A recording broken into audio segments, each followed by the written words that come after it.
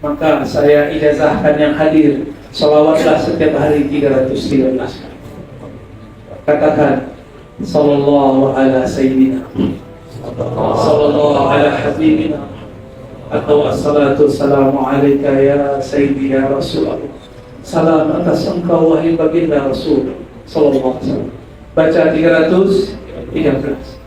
Insyaallah jika kita tidak termasuk pejuang akhir zaman, semoga kita dikumpulkan bersama mereka.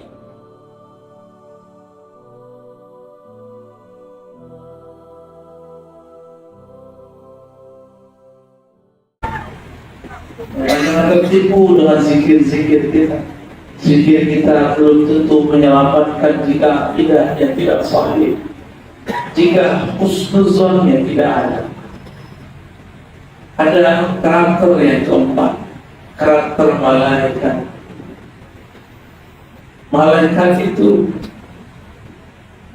Nabi kabarkan ketika Nabi ditanya, wahai Rasulullah, zikir apakah yang afdal?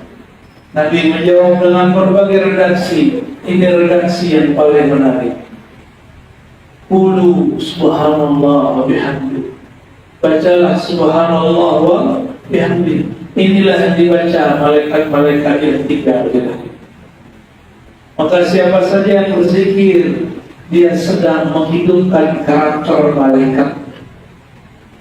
Tapi hati-hati, malaikat itu tidak makan, tidak minum, tidak kawin.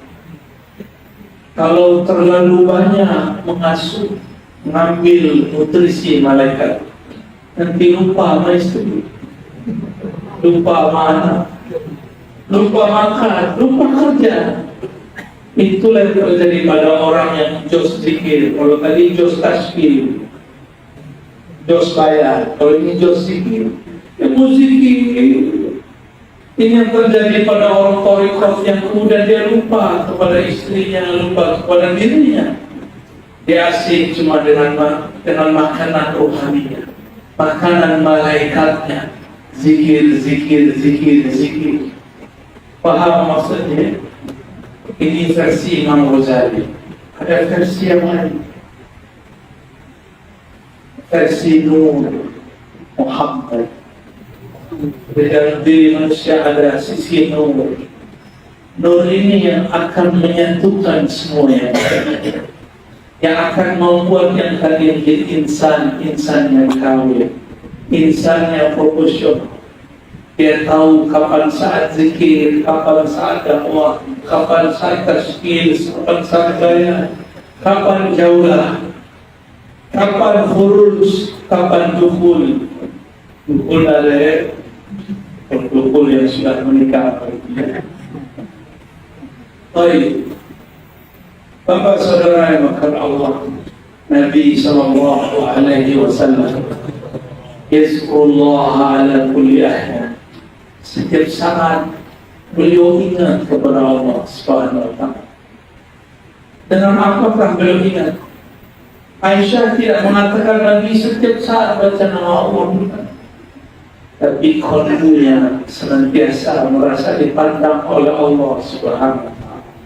Ruhnya selalu merasa memandang Allah Subhanahu wa ta'ala. Disebutkan dalam hadis qudsi, Allah mengatakan, ana ma'ahu idza dzakar. Jika hambaku sebut-sebutlah, ingat-ingat aku selalu bersamanya. Sebenarnya Allah selalu bersama kita. Kita yang tidak sadar bahwa Dia bersama kita. Maka kapankah orang disebut berzikir jika dia sadar Allah bersama kita? Itulah zikir yang tinggi. Ini yang disebut zikir ma'iyah, zikir kebersamaan bersama Allah Subhanahu wa ta'ala.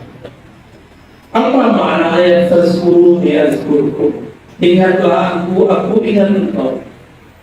Apakah kita lebih dahulu ingat Allah lalu Allah ingat kita? Betapa tidak sopannya hamba yang baru tercipta merasa lebih dahulu mengingat Allah yang mencipta. Allah itu qadim, lebih awal. Dia telah menetapkan dia ingat kita atau tidak. Sekali Allah ingat kita, Dia ingat kita selama-lamanya. Tapi jika sekali kita ingat Allah, kita lupa lagi selama-lamanya. Itulah perbedaan. Maka kapan saat Allah ingat kita? Saat kita mengingatnya. Maka sebutlah nama Allah. Sebenarnya sebelum kita sebut namanya, Dia telah menyebut-nyebut nama kita. Itulah makna hadis qudsi. Man zakarani fi mala'in zakartuhu fi mala'in khairu minhu. Siapa yang sebut-sebut nama aku di kelompok, di keramaian, aku akan sebut dia di keramaian yang lebih baik dari mereka, yaitu keramaian malaikat, atau keramaian aulia, atau keramaian syuhada, atau keramaian para anbiya. Dalam hadis tidak sebutkan itu para malaikat. Berarti bisa jadi Nabi wali. Ada zikir tapi tidak menyebut. Namanya zikrul mahabbah, zikir cinta. Zikir cinta dimulai dari kenal. Man arafa nafsahu faqad arafa rabbahu. Bukan hadis tapi perkataan Yahya bin Mu'adz al-Razi. Siapa yang kenal dirinya, kenal Allah. Berkata Imam Ibnu Qudamah, man arafa qalbahu arafa rabbahu. Siapa yang kenal kalbunya, dia akan kenal yang membolak-balik kalbunya. Seberapa jauh kita kenal kalbu, sejauh itulah kita kenal yang membolak-balik kalbu. Kalbu kita berubah-ubah setiap saat, benar? Hari ini soleh, pulang-pulang buka handphone belum tentu lagi soleh. Jujur saja kepada Allah. Oh, kita ini makhluk yang paling munafik. Lain di depan, lain di luar. Di depan kita tunjukkan semua kesolehan, karena manusia melihat kesolehan. Tapi ketika kita berdua hanya dengan Allah, kita tidak malu kepada Allah SWT. Ini yang dikatakan Al-Hasan Al-Basri. Apa kata beliau? Orang munafik itu merasa tidak munafik, tapi orang mukmin merasa dirinya setiap hari munafik. Karena dia merasa matanya tidak selamat setiap saat, telinganya tidak selamat setiap saat, tangan kakinya, kemaluannya, hasratnya tidak selamat setiap saat. Kita berperang dengan diri sendiri lebih berat daripada berperang dengan syaitan. Syaitan itu cuma provokator. Dia lemah, kata-katanya lembut, tapi sangat pedih. Semuanya kalah dengan dirinya, bukan dengan syaitan. Maka jika kita kalah, jangan salahkan syaitan. Ikutilah baginda Nabi Adam. Ketika dia terusir dari surga, dia katakan, Rabbana zalamna anfusana. Ya Allah, yang salah bukan iblis, yang salah Adam. Jika terjadi perpecahan, jika terjadi kerusakan, jangan katakan si fulan, Anda telah menjadi pewaris iblis. Yang berpecah itu iblis. Yang suka menghasut itu iblis. Yang suka menyalah-nyalahkan itu iblis. Ini namanya karakter iblis. Iblis yang pertama merasakan kami yang lebih berhak. Iblis yang pertama mengatakan ada khairun minhu, kami lebih baik. Iblis yang pertama hasad kepada Adam. Iblis yang pertama merasa dirinya lebih baik daripada Adam. Maka kita dulu begini, mohon maaf jika saya lebih tinggi duduknya, bukan berarti saya lebih mulia dari antum semua. Allah yang lebih tahu isi kalbu kita semua. Sahabat-sahabat yang dimuliakan Allah, Nabi SAW mengatakan, wadidtu, aku rindu an ara ikhwani untuk melihat saudara-saudara. Apa kata para sahabat? Ya Rasulullah, alasna ikhwan, bukankah kami ini adalah saudaramu, wahai Rasulullah? Apa kata baginda Rasul sallallahu alaihi wasallam? Antum ashabi, kalian sahabatku. Ikhwani man amana bi wa lam yarani.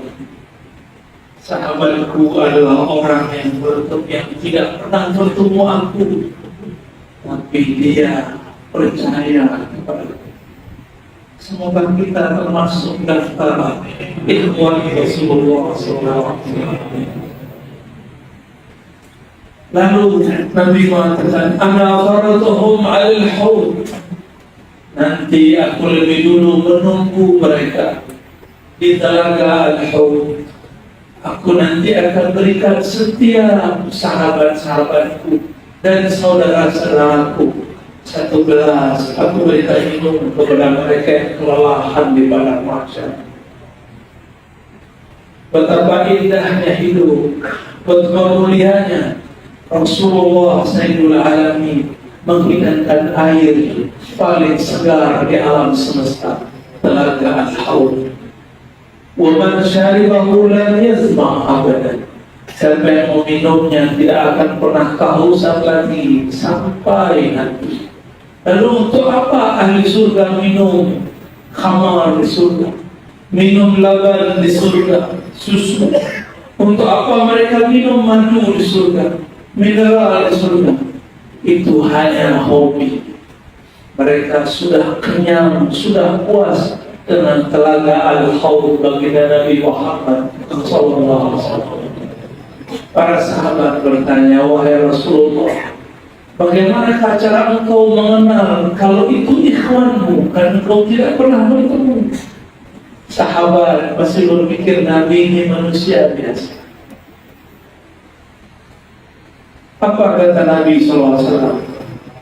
Aku mengenal mereka dari khurran muhajjalin. Dalam riwayat yang dikatakan, wahai sahabatku, jika engkau punya hewan onta, jika engkau punya kendaraan kuda, manakah cara engkau mengetahui bahwa kuda ini kudamu bukan kuda sahabatku? Mereka mengatakan, kami mengetahuinya karena ada satu bekas putih atau bulu putih di bagian kepala atau di bagian tertentu di badannya. Maka Nabi mengatakan, wahai sahabatku, nanti aku akan mengenal ikhwanku karena di wajahnya ada asar wudu, ada bekas berwudu. Maka saya mengimbau semuanya, mari hidupkan dawamul wudu, dawamkan wudu, senantiasa berwudu.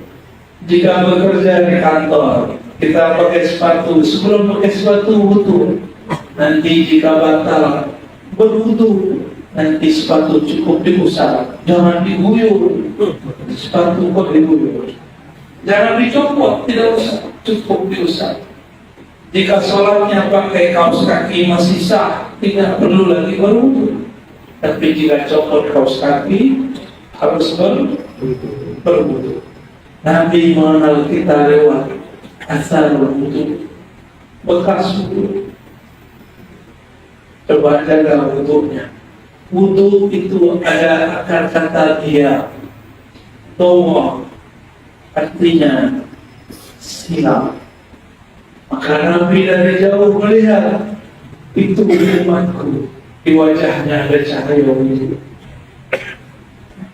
Orang jika berwudu, kata Nabi, yakhruj dzunub, maka keluarlah semua dosanya dari satu tetes air yang mengalir di tubuhnya. Apa maksudnya? Orang berwudu itu adalah orang yang taubat. Makanya pada wudu kita berdoa, Allahumma ja'alni minat taubatin. Maka ada orang yang tidak terlihat banyak wudu, tapi di kalbunya ada cahaya taubat. Itu juga khurran muhajjalin. Di kalbunya ada cahaya mereka akan diselamatkan Rasulullah SAW. Jika kita datang dengan pemimpin alam semesta, beranikah malaikat hisab menghisab kita? Jika kita datang dengan zat yang zat itu dicintai oleh pemilik alam semesta, beranikah malaikat mizan menimbang untuk menimbang kita? Jika kita masuk alam kubur bertemu mungkar nakir, tapi kita punya stempel, saya ini ikhwan Rasulullah, beranikah mungkar nakir membentak kita? Jika dibentak, dia akan dimarahi Rasulullah SAW.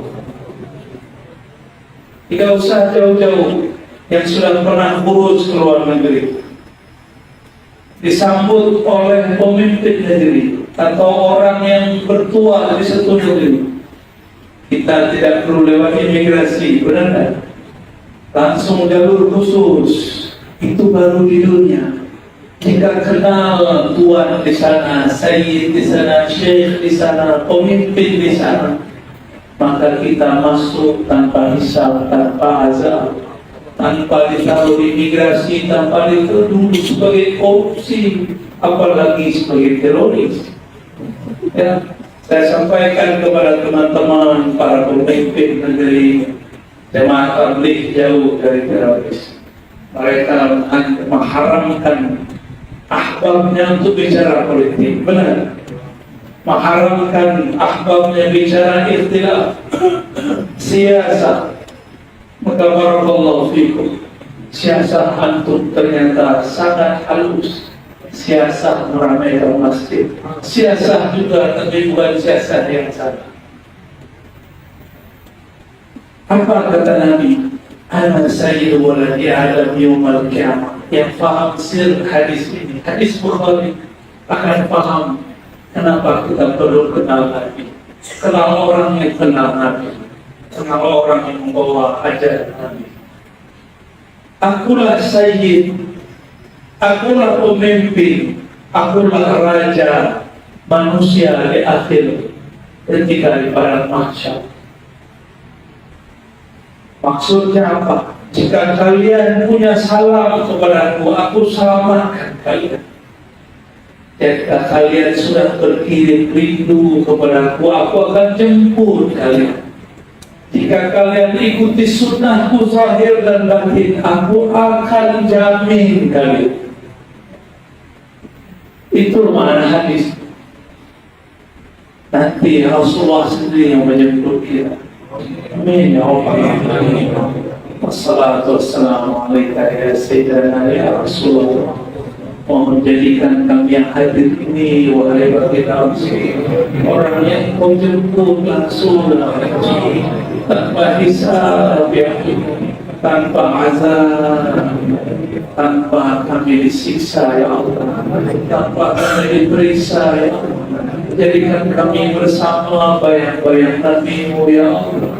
Jika kami tidak dapat memegang tangannya ya Allah, jadikan kami memegang tangan orang yang memegang tangannya ya Allah. Ya Allah, jika kami tidak dapat memandangnya di dunia, jadikan kami mendapat karamah, dapat kemuliaan memandangnya pada mahsyar sana. Ya Allah, isfa'alana bisyafa'atil, jadikan kami yang mendapatkan syafaat Sayyid Yaumul Qiyamah, penghulu kami di hari kiamat. Al-Fatihah.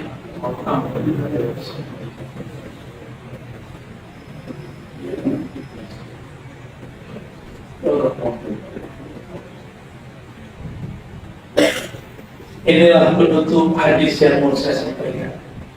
Nabi bersabda, "Aulakum bi yaumil qiyamah aktsarukum shalatan alayya." Orang yang paling aku utamakan nanti adalah orang yang banyak berkirim rindu. Aktsarukum shalatan. As-salah min as-silah. As-silah yani mengirim hubungan rindu, hubungan sayang mencipta.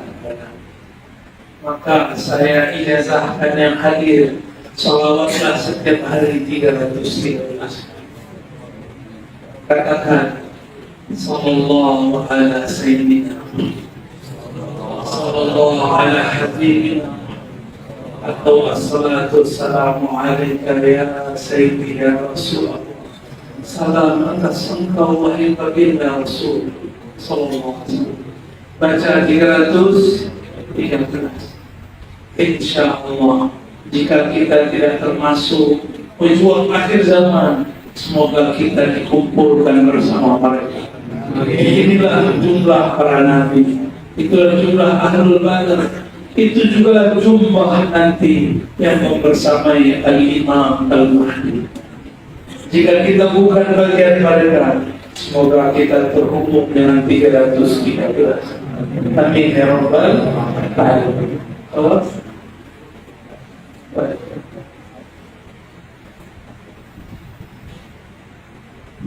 Baik. Bolehkah kami ingin tahu wasilah Buya siapa nama rohani kami? Nama rohani yang tahu cuma Bapak Rohani. Saya bukan Bapak Rohani, tapi saya diberikan ilmu metodologinya. Bapak Rohani punya pewaris. Pewarisnya wali-wali besar. Kadang-kadang saya diizinkan bertemu beliau. Jika Allah izinkan, saya mintakan nama rohani itu. Ya. Kumpulkan namanya semua, nanti dicatat, kirimkan terlibat, pakai ditulis yang bagus. Nanti kita mintakan jika saya bertemu beliau. Ya, insya Allah. Tulis bagus-bagus, ya. Tulis bagus-bagus, penting yang bagus, besar-besar, pakai bin atau binti. Nama rohani itu adalah nama hadiah dari wali-wali Allah. Kalau kita berdapat nama hadiah, seperti kita mau naik pesawat tidak punya nama, bisa berangkat. Kita mau pergi ke luar negeri, mau kurus, nggak punya paspor, bisa berangkat. Maka nama rohani itu sama dengan paspor masuk alam barzakh. Ilmu ini ilmu bid'ah, bukan. Nama rohani dalilnya adalah surat Shaf ayat 6 yang mengkhabarkan nama rohani baginda Rasulullah SAW adalah Ruhullah Isa. Karena dia Ruhullah, dia tahu nama yang memberikan nama dia. Siapa yang memberikan nama Sayyidina Isa? Itulah Abu Ruh, itulah Ummur Ruh. Abu Ruh Sayyidina Muhammad. Nama rohani Rasulullah adalah Ahmad. Inni mubashirun bi rasulin ya'ti min ba'di ismuhu Ahmad. Aku mengabarkan kepada kalian mengenai ada seseorang yang akan muncul di akhir zaman, namanya Ahmad. Maka Nabi Muhammad nama ruhnya Ahmad. Di akhir zaman Al-Imam Al-Mahdi, dia juga adalah pewaris Ahmad. Namanya juga tidak jauh-jauh dari Muhammad dan Ahmad. Tapi nanti akan banyak yang mengaku namanya Muhammad dan Ahmad dan dia mengaku Mahdi. Ternyata dia Mas Mahdi.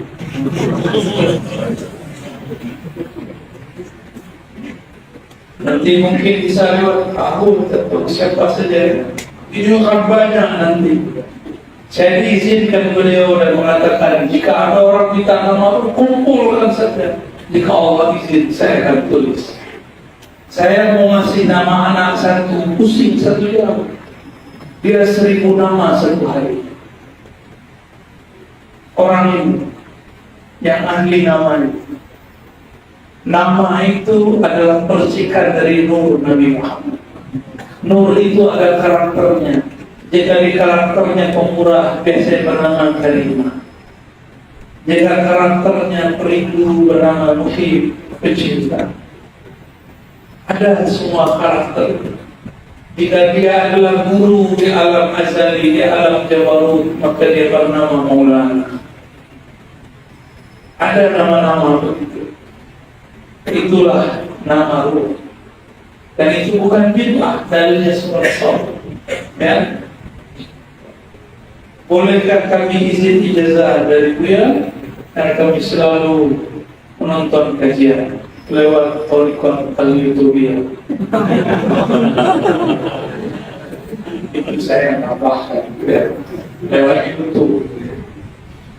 Saya izinkan semua yang hadir untuk mengamalkan apa yang saya sampaikan di YouTube. Dalam syarat YouTube yang asli, yang sahih. Untuk pribadi. Mungkin ke depan saya buat Ar-Razi yang official supaya orang tidak susah cari. Karena banyak juga yang ngaku-ngaku Ar-Razi di situ. Ini karena usul para akhbar, para ikhwan. Kalau tidak, saya tidak suka.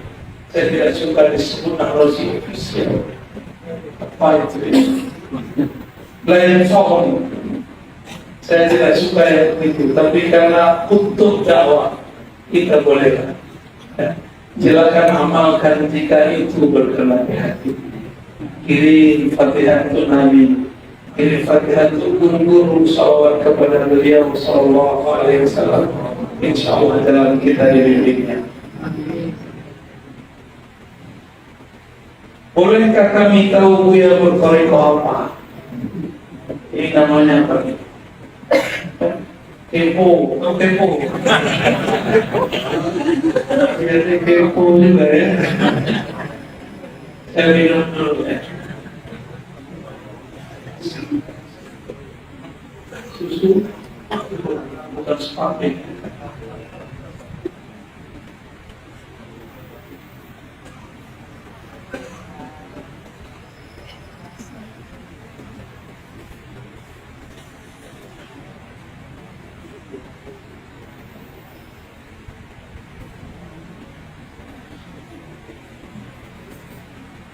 Saya di masa kecil belajar Thariqah Samaniyah Al-Qadiriyah Al-Khalwatiyah, 3 Thariqah sekaligus dari seorang syekh namanya Abuya Al-Hasan Al-Basri. Tapi beliau juga mursyid Thariqah Naqsyabandiyah Qadiriyah. Tapi beliau wafat. Saya lanjut ngaji kepada guru saya, belajar di Thariqah yang hampir sama. Lalu saya berikut suluk Riyadhah 40 hari, suluk Thariqah Naqsyabandiyah Khalidiyah. Thariqah Khalidiyah Naqsyabandiyah itu mencakup 5 Thariqah: Kubrawiyah, Khistiyah, Qadiriyah, Mujaddidiyah. Itulah yang disebut Naqsyabandiyah Khalidiyah. Lalu saya ikut Thariqah yang lain, Thariqah anti Thariqah. Ada juga dulu, tapi saya udah nggak usah sebut namanya. Thariqah yang membid'ahkan Thariqah saya lama. Saya juga ikut dulu, padahal sudah sulung 40 hari. Masih bisa nyerempet-nyerempet.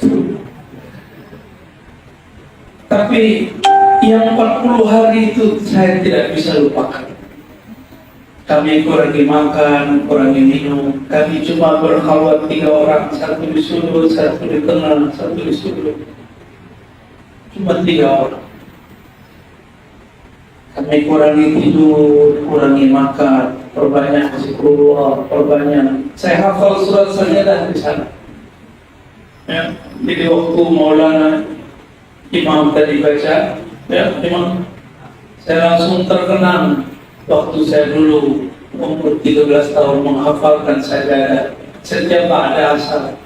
Menghafal tak perlu menghafal, cuma baca. Karena dibaca 40 hari, setelah 40 hari saya hafal sendiri. Nih Bapak Ibu yang otaknya sudah mulai melempem, tidak usah menghafal, baca aja sering-sering. lama-lama antum hafal. Tapi istiqomah 40 hari surah An-Naba. Setiap pada subuh atau pada asar. Nanti lama-lama hafal. Nanti bingung sendiri, imam baca ruku kita tahu terusan. Di masa-masa itu saya belajar zikir khafi, zikir pejamkan mata, tidak dikunci, kunjamkan nama Allah di dalam qalbu, getarkan nama Allah, iza zikirullah wajilat qulubuhum. Disebut nama Allah, qalbu bergetar. Disebut nama Allah bergetar, lama-lama menjadi lembu, menjelang tidur. Itulah bekal saya supaya bisa pulang balik. Karena sudah ikut ajaran anak-anak, saya balik. Kalau karena berkah zikir khafi. Dalam riwayat Imam Baihaqi dikatakan sebuah akar, khairul rizqi ma yakfi wa khairul dhikri ma khafi. Sebaik-baik zikir yang cukup, bukan yang banyak. Banyak tidak cukup sama aja. Sebaik-baik zikir yang tersembunyi. Pencinta selalu ingin punya rahasia dengan kekasihnya. Zikir khafi adalah mahar rahasia antara hamba sang maha kekasih, Allah Subhanahu wa ta'ala. Itulah pegangan Kiai Muzairun. Itulah pegangan Maulana Ilyas, Maulana Zakaria. Beliau belajar zikir khafi di qalbunya. Cuma mungkin karena beliau sibuk ta'lim, tidak sempat mengajarkan zikir khafi. Setelah saya kemudian dewasa, saya belajar tariqat Qadiriyah wa Naqsyabandiyah. Kemudian belajar lagi tariqat Asy'ariyah. Lalu guru saya mengatakan, guru saya yang salah satu yang wali, kamu itu Syazili, bukan Naqsyabandi. Tapi saya bernaqsyabandi, ya, itu tariqat Naqsyabandiyah, tapi rohani mendekat dengan Syazili. Saya pikir-pikir, saya tolak. Bahkan saya ziarah ke kubur Bahadir Shah Naqsyabandi di Uzbekistan. Saya datang, biasanya kalau saya datang ke satu kuburan, ada terasa kontak batin, harum biru. Ini tidak ada. Seakan-akan beliau bilang, saya sedang sibuk dengan anak-anakku yang lain. Engkau bukan anakku. Disitulah mulai saya kemudian mempertanyakan, bagaimana nasib sanad thariqat yang diijazahkan guru kepada saya. Oh, ternyata saya dapat thariqat nafsiyahnya, bukan terdapat thariqat ma'rifat. Saya pikir-pikir lama, ternyata umur 10 tahun saya sudah ngaji hikam. Umur 15, 16 saya mutalaah dan mulazamah ngaji hikam kepada guru saya.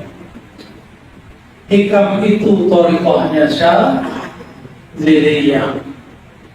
Maka ketika bertemu dengan seorang guru Syekh Abdul Rahman Azhari, saya ditalqin dan diberikan ijazah thariqah Syadziliyah. Kami cuma temu beberapa kali, tapi rasanya saya dibimbing selama bertahun-tahun.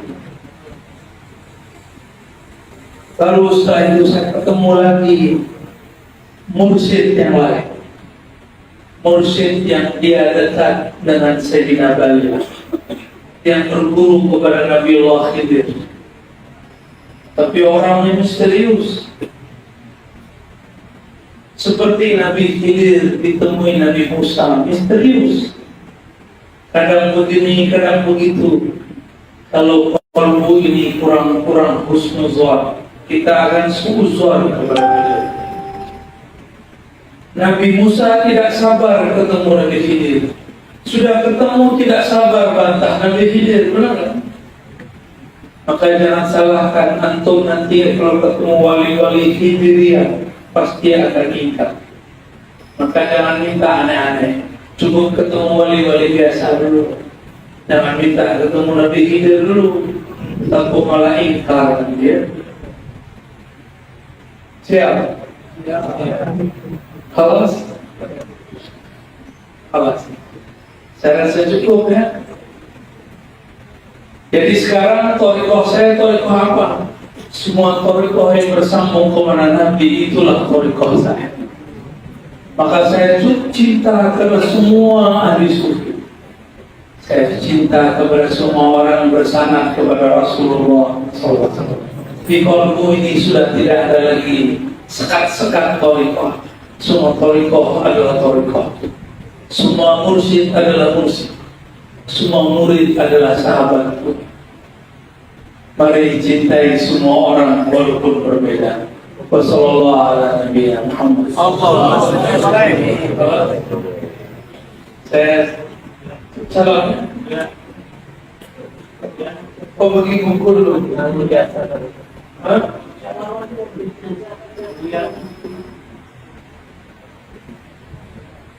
Nanti ditulis mana? Sallallahu ala habibina Muhammad. Itu yang baca. Ada kerja? Udah ada kerja. Afwan. Sallallahu ala habibina. Ini saya mau kasih